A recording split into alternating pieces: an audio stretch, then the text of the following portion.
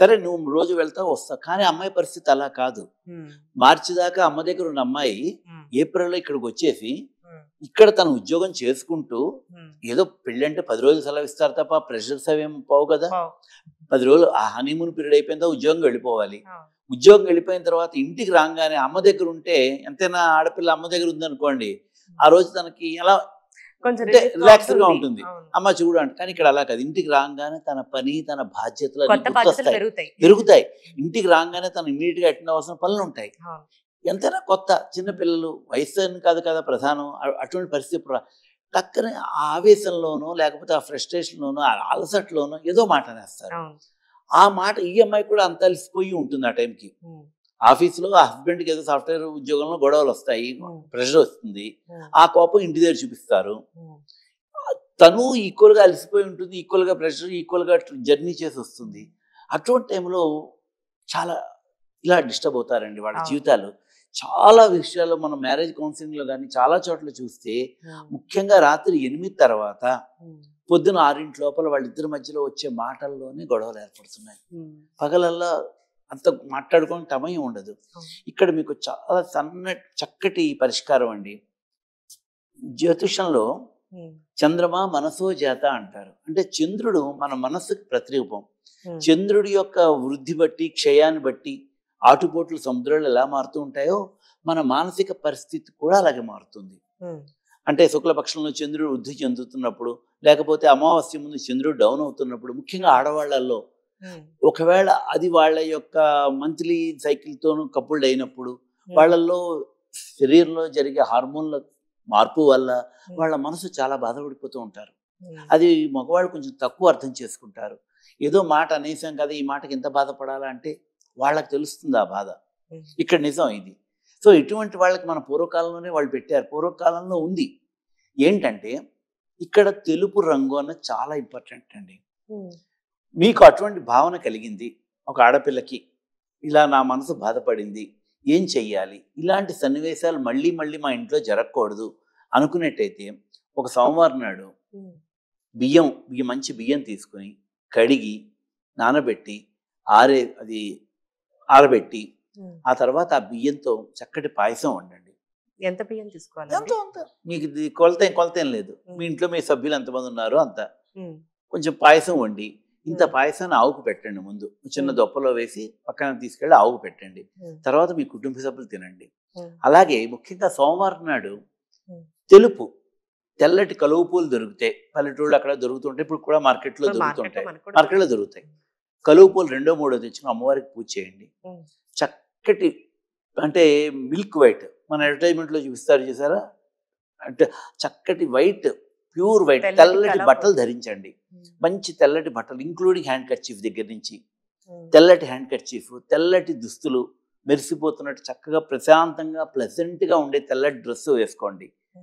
తెల్లటి hand kerchief పెట్టుకోండి. కొన్ని మీకు గమనిస్తారు, ముఖ్యంగా ఆంధ్రాలో తక్కువ కానీ బాంబేలో దేవీ నవరాత్రులు వచ్చాయనుకోండి, దసరా నవరాత్రులు, పేపర్లోను పాంప్లెట్లోను టైమ్స్ ఆఫ్ ఇండియాలో కూడా ఏ రోజు ఏ డ్రెస్ కోడ్ వేసుకోవాలని వేసేస్తారు. సోమవారం తెలుపు, మంగళవారం ఎరుపు అని అన్ని పేపర్లోను, బస్సుల మీద మొత్తం బాంబే మహానగరం అంతా ఆ డ్రెస్ కోడే వెళ్తారు. ఈవెన్ మగవాళ్ళు కూడా షర్ట్లు వేసుకుంటారు, ఆడవాళ్ళు అదే రంగు చీరలు కట్టుకోవడము చేస్తూ ఉంటారు. డ్రెస్ కోడ్ అంటారు. ముఖ్యంగా దసరా నవరాత్రులు చేస్తాం మేము అక్కడ బొంబాయిలో ఉన్నప్పుడు ఇలాగే చేసేవాళ్ళం. కాబట్టి మీరు ఆ రోజు తెల్లటి డ్రెస్, చక్కటి తెల్లటి చీర, కుదిరితే మంచి తెల్లటి గాజులు, బొట్టు, తెల్ల హ్యాండ్ కర్చీఫ్ అవన్నీ వేసుకోండి. అది ఏంటంటే అమ్మవారి అనుగ్రహం కలుగుతుందండి. అయిపోయిన తర్వాత ఇది బాగా గుర్తుపెట్టుకోవాలి, పూర్వకాలం పెళ్ళిళ్ళకి సోమవారం తెలుపు. మీకు పూర్వకాలం పెళ్లి అనగానే ఏం చెప్తారు గుర్తుందా? ఏం చదివించారు? అమ్మాయికి మంగళసూత్రం, ఇన్ని కాసులు బంగారం, వెండి కంచం, వెండి గ్లాసు అనుకోవడం పరిపాటి కదా. ప్రతి పెళ్లిలో ఉన్నవాడైనా లేకపోతే వెండి కంచం, వెండి గ్లాసు ఇస్తారు, వెండి ప్లేటు. ఎందుకు? దీనికోసమే భార్యాభర్తల మధ్య అన్యోన్యత పెరగడానికి, మాటలలో వీళ్ళ మనసు గాయపడకుండా ఉండడానికి.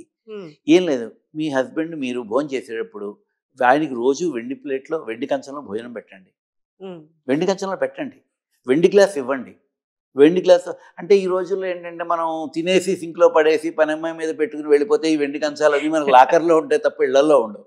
కానీ మీరు పల్లెటూళ్ళలో గమనించండి, ఇంటి పెద్దకి పెద్దవాళ్ళకి భోజనం అంటే పెట్టేప్పుడు పెళ్ళికి పెళ్లి కొడుక్కి వెండి కంచం గ్లాస్ ఇవ్వడం వెనక ఇంత అర్థం ఇంత ఉందని ఉంది, ఇంత తెలియదు. అర్థం కానీ ఉంది. అంటే వాళ్ళు ఏదో స్టేటస్ కొద్ది వాళ్ళు అల్లుడికి మేము ఇది ఇచ్చామని చెప్పుకోవడానికి చెప్పుకోవడం పెడుతున్నారు తప్ప అనుకున్నాను తప్ప. మీరు బంగారాలు ఎంత పెట్టినా ఉమ్, వెండి కంచం వెండి గ్లాసు, ఉమ్, అది ఆ పడికట్టు పదం అలా వచ్చేస్తుంది. ఉమ్, ఇస్తారు, ఖచ్చితంగా ఇస్తారు. దానిలో మధ్యలో చిన్న బంగారం పువ్వు వేయించి వెండి కంచం వెండి గ్లాసు మామగారు ప్రత్యేకంగా చదివించి బ్రాహ్మణ చేత చదివింపజేసుకుని వీడియో తీయించుకుని ఇస్తారు. ఉమ్, అది మనం ఏం చేస్తున్నాం ఈ రోజుల్లో, మనం ఈ స్పీడ్ యుగంలో తీసుకెళ్ళి లాకర్లో పెట్టుకుంటున్నాం. ఉమ్, కాదండి, ఏ ఇంట్లో అయితే ఇంటి యజమాని వెండి కంచంలో భోంచేస్తూ వెండి గ్లాస్ పెట్టుకుంటారో ఉమ్, ఆ ఇంట్లో మనస్పర్ధలు రావు.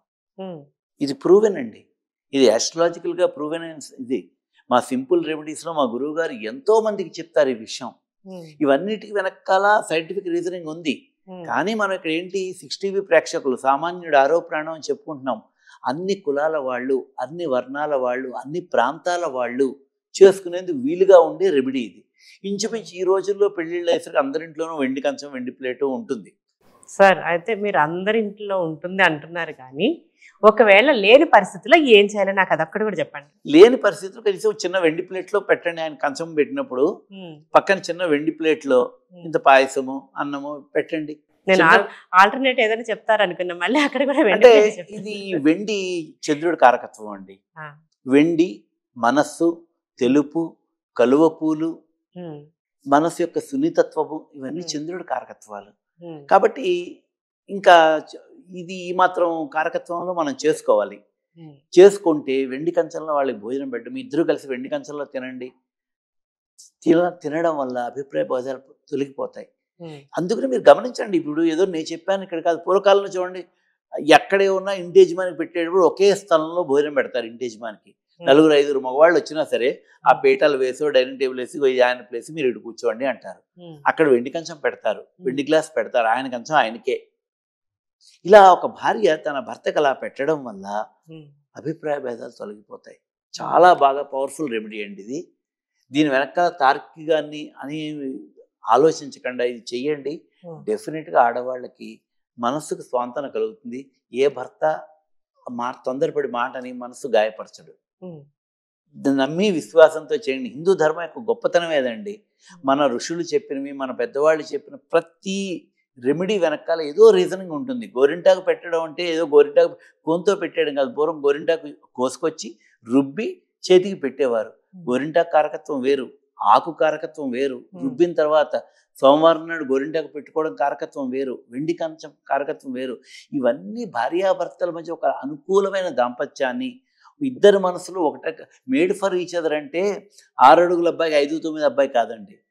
నీ మనస్సు నా మనస్సు ఒకటే. పూర్వం రామాయణం చదివితే చెప్తారు, ఉమ్, పెద్ద పెద్ద ప్రవచనకర్తలు చాలా చక్కగా చెప్తారు. ఏంటి, రామాయణంలోట సీత అనంగానే రాముడు ఆవిడ అర్థం చేసేసుకునేది ఆయనకి ఏం కావాలి అని. అంతే, ఇది కావాలని ఎప్పుడు అడిగేవాడు కాదు, ఏం కావాలని ఆవిడ అడిగేది కాదు.